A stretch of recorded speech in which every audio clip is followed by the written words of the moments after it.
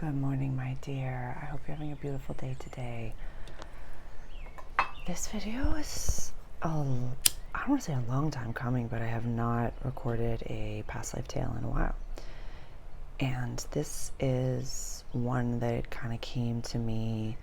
I live in Massachusetts right now, and let me rephrase.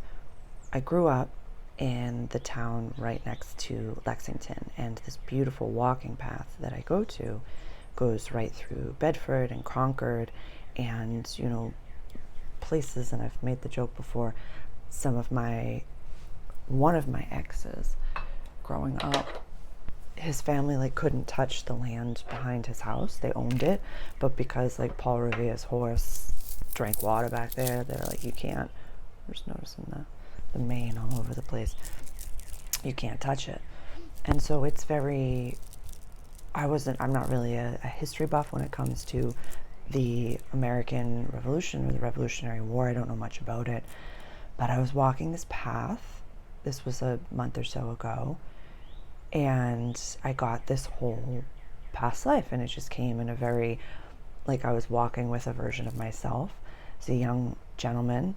He was, had left his home, gone to fight in the war, and then died very, very young. He was very naive in the sense of he had no military training, he had no military background. He had the pomp and circumstance that I do, just we have to defend the land, we have to do this, freedom and justice, all of those things. And so he had the gumption, but something that came through yesterday was he really trusted his superiors and his comrades, and he found out in the moments before he died that they didn't really know what they were doing. And what was fascinating that really came through, and if this is your first time here, hi, I'm jumping right in. My name is Sarah. I'm a channeler, so welcome to the channel. This is the Multidimensional Cafe. It's just you and I having some coffee and tea, and we're talking about the awakening of New Earth, and I have a whole playlist on my past life tales.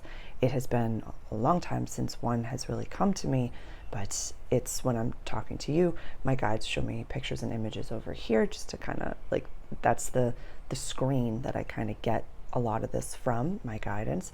And then I have a galactic screen over here. Sometimes the past life tale, if it has something to do with what it is that I'm doing normally, is going on over here, but because it's kind of the theme of the video and the theme of what channels through, it's going over here so my guides can kind of tell me, is this something specific? Is this a metaphor? And so we're going to walk through what is going on here. And so when I'm channeling, I usually have my smoky quartz with me when I'm talking about something like this, or when I'm talking to extraterrestrials, interdimensionals, or a quantum version of myself. I also have a friend of mine had gifted me this. It's for Mercury retrogrades, specifically for Mercury retrogrades. I found it the day that Mercury went retrograde, the second time. Yeah, so it was really cool. So I have that, and I usually have my selenite to kind of just keep me in the clearest space. So I always set the intention that my videos, my channels, anything that comes through my voice box is of the highest and greatest good for all involved and invested, and no harm coming to any. So the grounding that I do is connecting directly to God, source, and the white light, that frequency. So talking to this version of myself,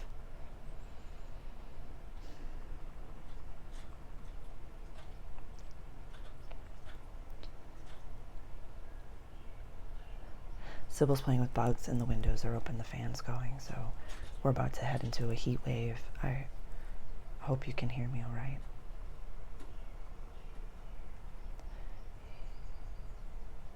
He looks like a ghost, and he said he's been waiting for this moment. He's been waiting to connect and waiting for this. And after this conversation, he's going to source. He's leaving, but he's been waiting for this moment.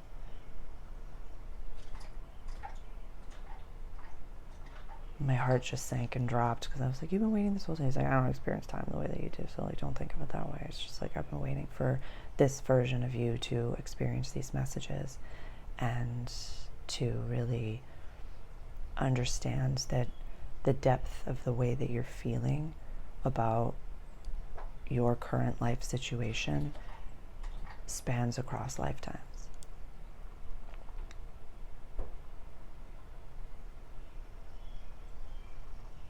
And so he's walking me through the process, kind of very like Ebenezer Scrooge style, like he's with me and he's bringing me back to the past to show me like his mother, youngest sister, father doesn't look like he's there, or he's like a war hero. He died in war. Yeah, father died in war. He was a war hero. He died in war. And what he's showing me is 17, 18 at the time, and it's a fight where he's like, I'm going to war. If this goes to war, I'm going to war. And his mother's like, we need you here. Like, we really need you here. I need your help here. You're the man of the house. You, like, I've already lost one. I can't lose another. And my sister's very young, like a baby. And I take care of most things of the house. I became the man of the house. And for anyone new here, this is a past life. This is not happening in this current dimension. So I just wanted to share that.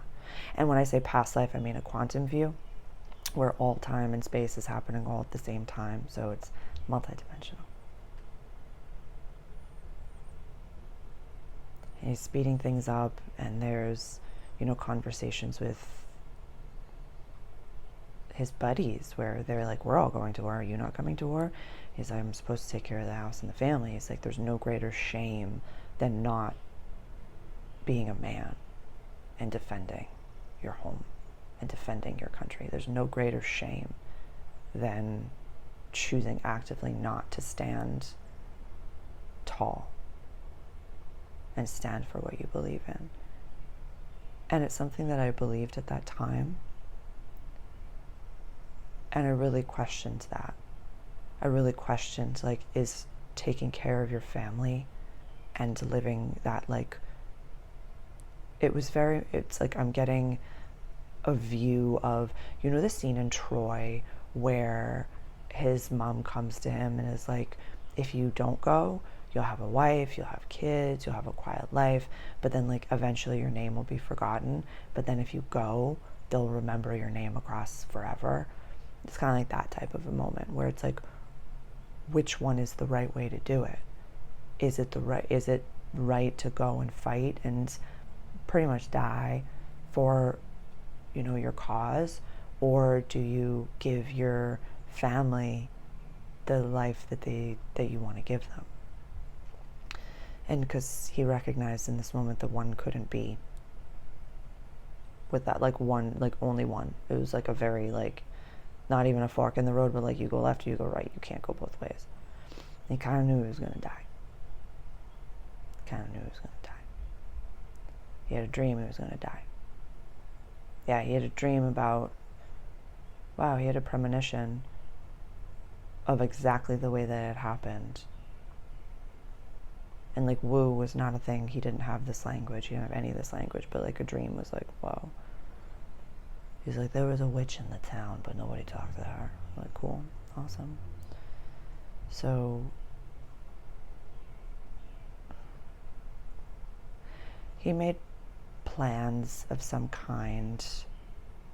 He's like burying something in the backyard, like the representation of what a treasure chest would be, not really knowing what's in it. There's like papers, there's letters, there's gold pieces. There's like, he's like, I'm leaving this for my family.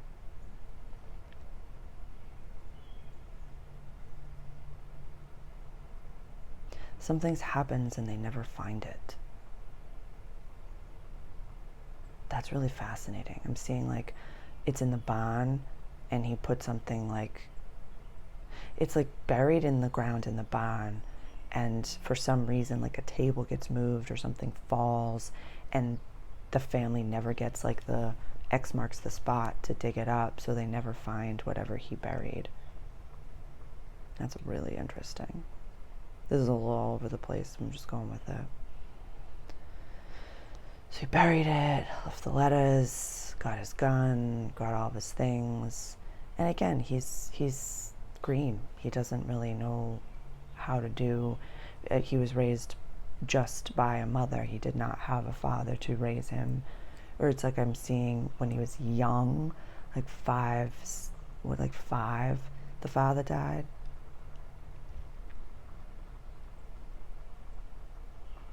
So he's a little bit like, he had gumption, but he didn't need to have like, my guides are showing me like the parable of like Steve Rogers before he became Captain America, kind of like that, but like not as drastic, where he was like, hey guys, me too, but like he could kind of keep up. He could keep up with speed, and he was very smart, but he couldn't always keep up with weight.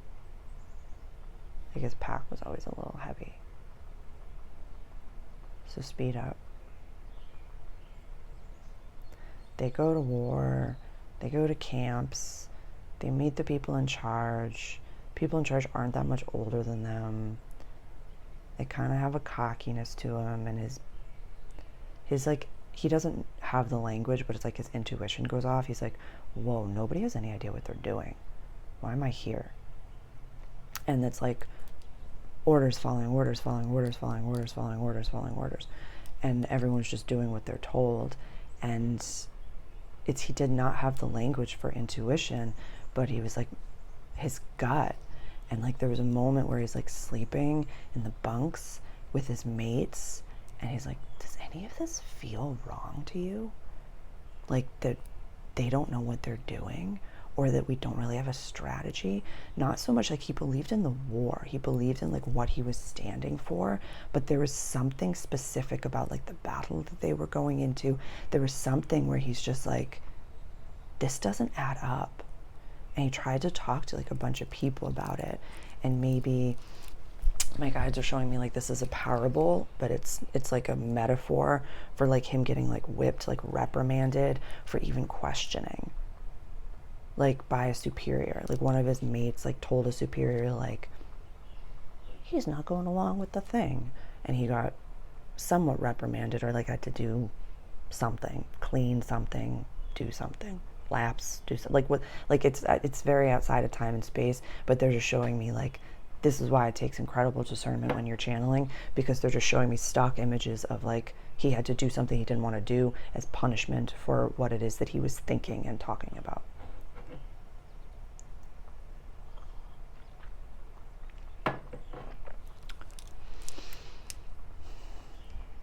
Now they're getting dressed to go into this like actual battle. They're like in literal trenches.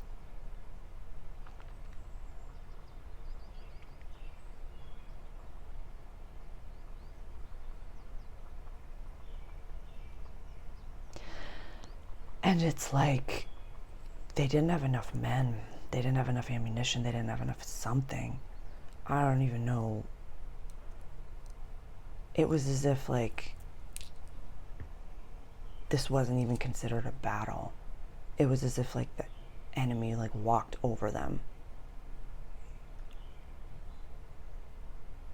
and was just like, that was like, there was just, they were outnumbered like 4-1.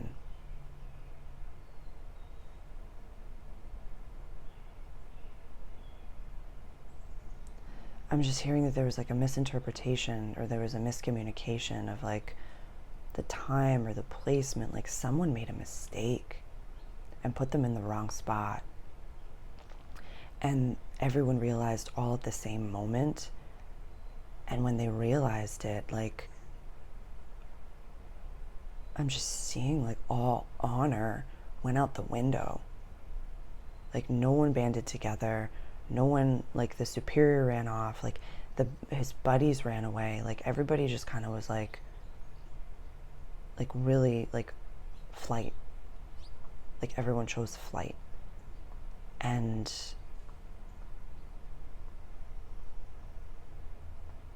yeah, it was like he didn't even shoot his gun.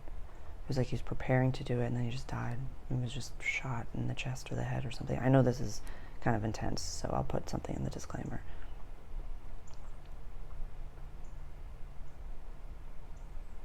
And his ghost is saying to me now, he's like, I'm so grateful. I never killed anyone. I never had to. I never had to take a life. I never had to enmesh myself in that time. Like, he understands from his position now in the spirit world.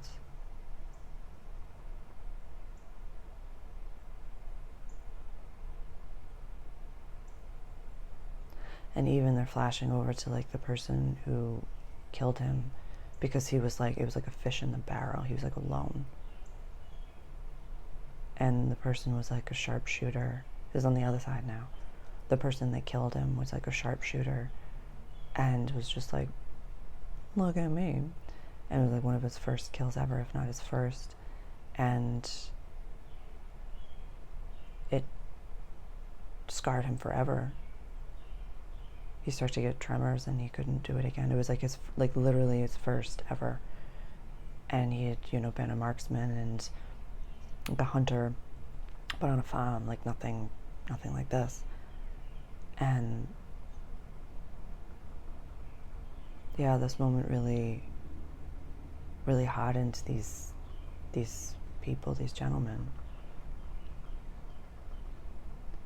And so now the ghost of this version of me goes back home and tries to tell them, like, this is where all the stuff is. It's very Zachary Binks, and they're not listening. They like close up his area of the barn. They don't want to look in there. They're very upset that he left. And so the family lived poor. And the mother, you know, like the town did give her like throwing things at her, like scraps, but she lived poor. And the daughter grew up to be about 7, got sick and died. Well, this is not a happy life.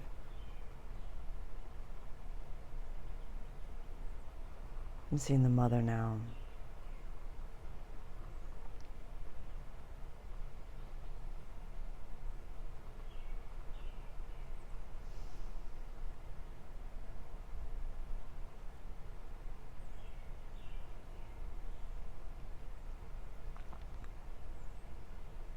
There's either like a version of unaliving or very Romeo and Juliet, like discovering the thing and then immediately afterwards something happens. But it's not pretty.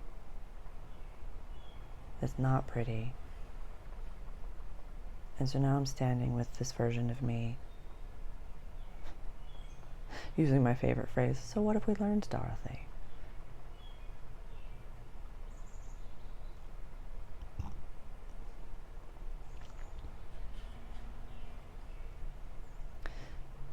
You can't escape your fate.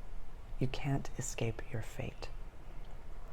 I was meant to go to give you what I give you now, which is this story, which is this message, which is this connection. And what you give me is release. And you take on what I could not fulfill. It's just taking care of your family. That's something I focus heavily on, is being able to do that. And it feels almost not obsessive, but just built in. There are many people on this planet that just know I am here to bring healing to the family line in some way, whether it be financial, whether what ceremonial, or there's a level of like being the first millionaire, multi-millionaire, being the first one to bring healing to the finances of the line. So there's many people I know on this planet that feel that call, and I'm one of them. So this makes a lot of sense.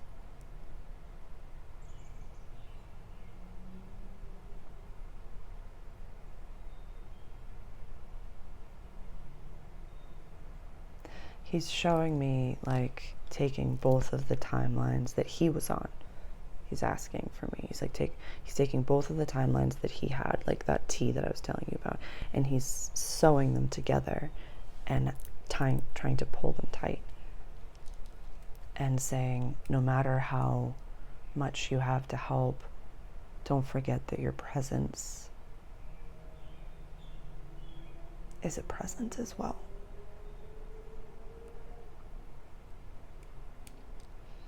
Don't forget that your existence being with them is just showing up. Just show up and know that that's a beautiful thing, and give them hugs and kisses. As your path will take you far and wide and on adventures and journeys throughout this time, and it will be jovial. But never forget your roots, Sarah. Never forget who you are. That's a message that I've received before. Never forget who you are.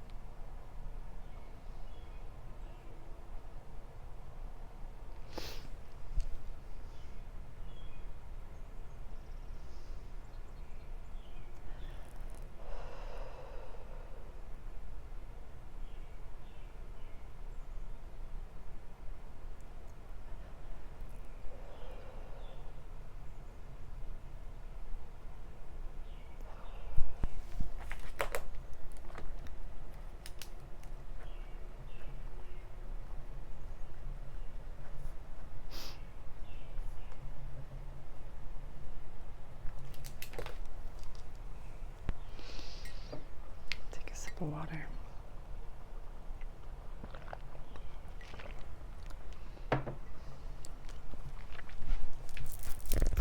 Never forget why you're doing what you're doing. Always trust your own inner discernment. Always trust your own gut. Don't have to label it as channeled messages or downloads, but your body knows. Your body also has connections to all of these other lives. So trust yourself. When your intuition goes off, don't wait for validation. Follow it. Listen to it. That's God shouting at you. I love you. Thank you for being here.